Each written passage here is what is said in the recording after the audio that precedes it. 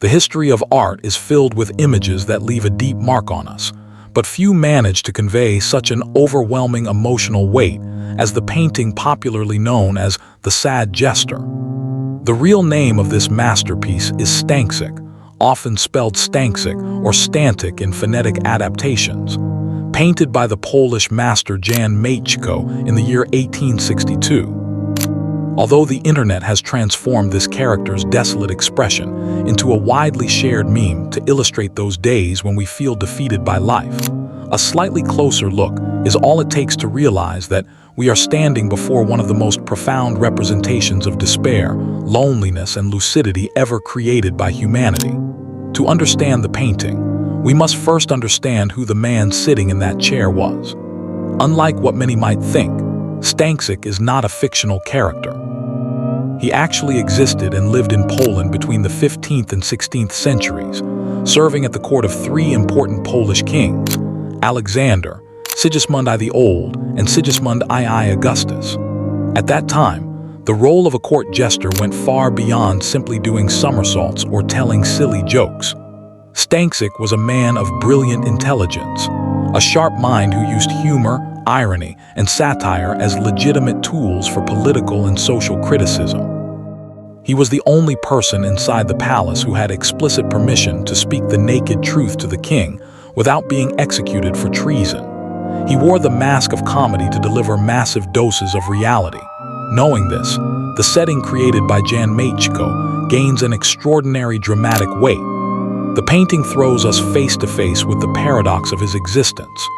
Right in the foreground, we see Stańczyk isolated in a luxurious, dark, and silent room. His legs are slumped forward, his arms are crossed defensively, and his head is bowed, with a blank stare that carries an almost physical pain. He looks exhausted, not just physically but psychologically. However, the cruelest detail of the scene happens right behind him, on the other side of the door. Through the opening, we can see that a grand and sumptuous gala ball is taking place in the palace.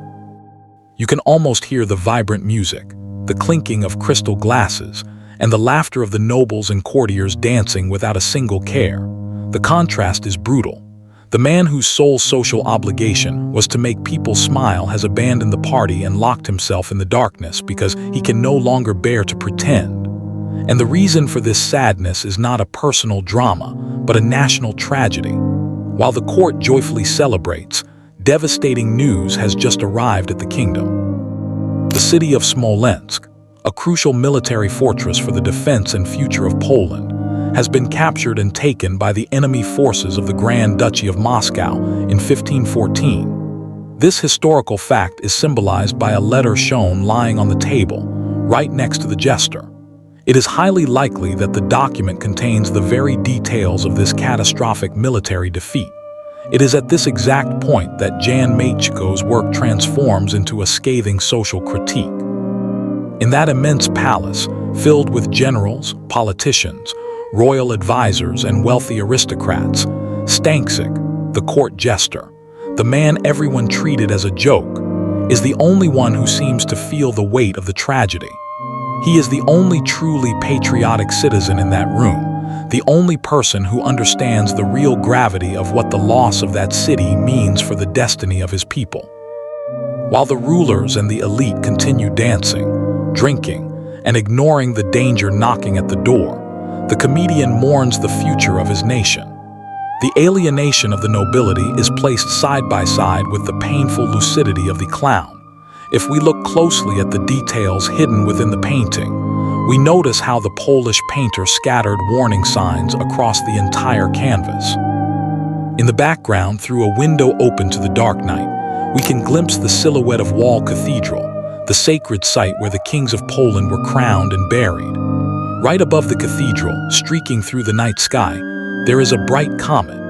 In the Middle Ages and the Renaissance, the passing of a comet was seen by the population as a clear divine omen of bad news, a warning that dark times were coming, marked by the fall of empires, wars, and destruction. The comet did indeed cross the skies during that historical period, and Matejko used it to reinforce that the end of Poland's golden age was beginning right there. However, Even while surrounded by so much darkness and despair, the artist made sure to leave a small beam of light and hope on the character's chest.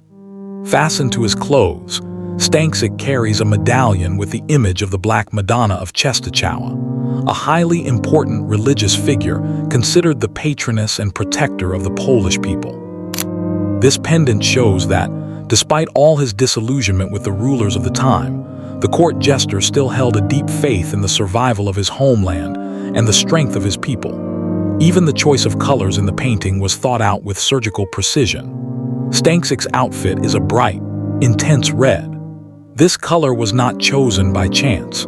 If we look at the ballroom in the background, we will see that the carpets and decorations use the exact same shade of red. Visually, this shows us that Stańczyk belonged to that festive environment, that his rightful place was inside, amidst the lights, doing his job of bringing joy to the elite. But his moral conscience pushed him out.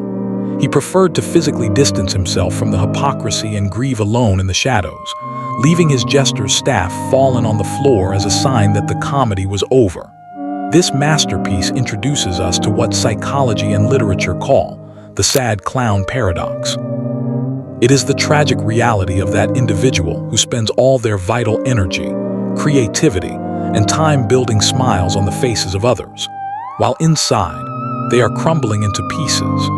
It shows how the act of making people laugh can often be a heavy armor used to hide a deeply wounded or lonely soul.